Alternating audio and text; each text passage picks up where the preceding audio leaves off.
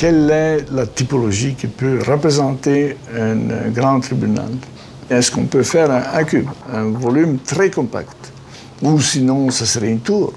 Au fond, un palais de justice est formé par au moins 4 différentes zones. C'est les audiences en bas, et après il y a l'instruction, et après il y a le siège, et après il y a la présidence. Et on se dit pourquoi on ne mettrait pas une fonction sur l'autre, mais en les séparant par des jardins, qui sera un petit peu le lieu de rencontre de tous ces gens-là qui vivent dans cette ville verticale. Une ville verticale, où chaque surface d'étage répond aux besoins de chacun des 4 ensembles.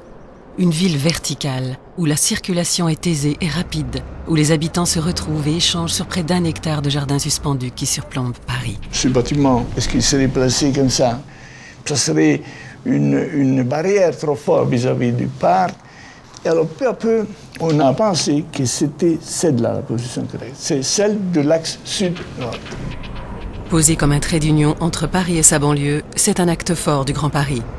Sa finesse extrême offre à la quasi-totalité des bureaux une vue exceptionnelle sur la capitale. Grâce à sa transparence, la lumière naturelle y est omniprésente. Cette idée que c'est du verre, ça nous permet d'imaginer une présence qui est légère et qui brille et qui change. Un bâtiment qui soit presque photosensible. Par un subtil jeu de réflexion et de transparence, le socle laisse deviner la vie intérieure du palais. La fine lame de verre reflète la lumière changeante du ciel, capte et redistribue l'énergie solaire. Sa bioclimatique permet de consommer 2 fois moins d'énergie que les réalisations les plus innovantes de la Défense. C'est un bâtiment qui se présente à la ville d'une façon complètement différente. Tellement différent qu'on comprend tout de suite. Ce n'est pas un bâtiment de bureau, ça doit être le palais de justice. Silhouette originale et élégante, qui s'élance vers le ciel. Le futur palais de justice de Paris rayonne avec majesté au cœur du Grand Paris.